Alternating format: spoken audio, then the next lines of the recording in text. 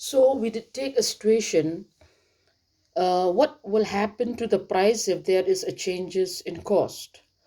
And through the diagram earlier, what we learn is that if cost changes, even though if cost increases or decrease, so long as the marginal cost curve lie within that gap, okay, that means there is price stability. So now let's take another situation. What will happen to the demand? What will happen to the price if there is a change in demand? Yes, in this particular figure, we have the usual axis, the OX axis measuring quantity or the level of output. We have the OY axis, which measuring the price and the cost.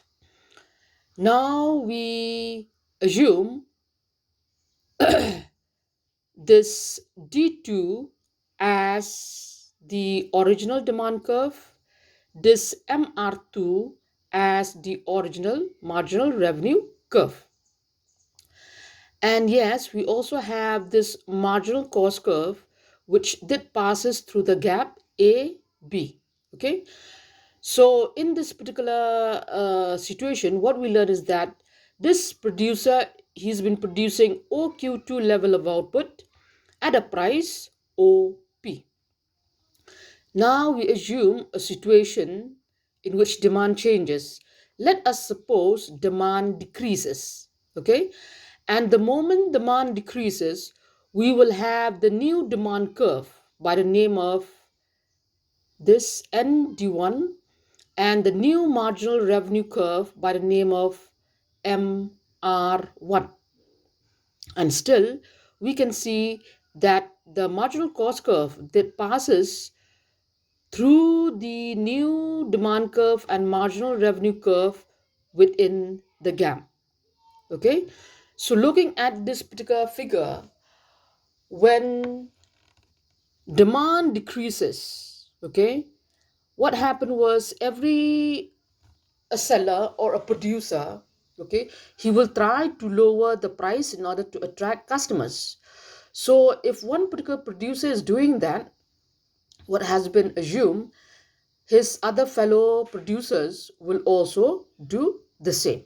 Okay, and so with that we have this LD1 portion of the demand curve to be inelastic. And further, again looking carefully at this very diagram, uh, earlier the output is OQ2, but with the reduction in the demand, okay, we have the new demand curve, we have the new marginal revenue curve, and output also did decrease from OQ2 to OQ1.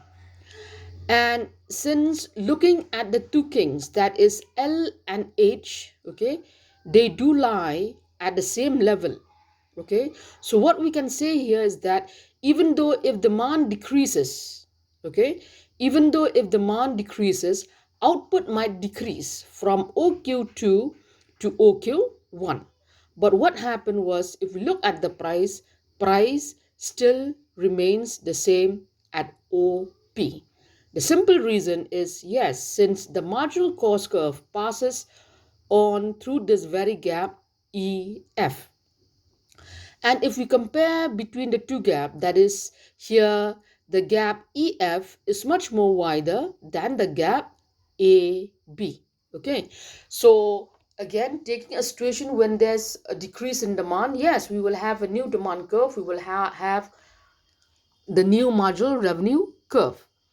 And since because the marginal cost curve that passes through within that very gap, we can see that the same price prevail in the market.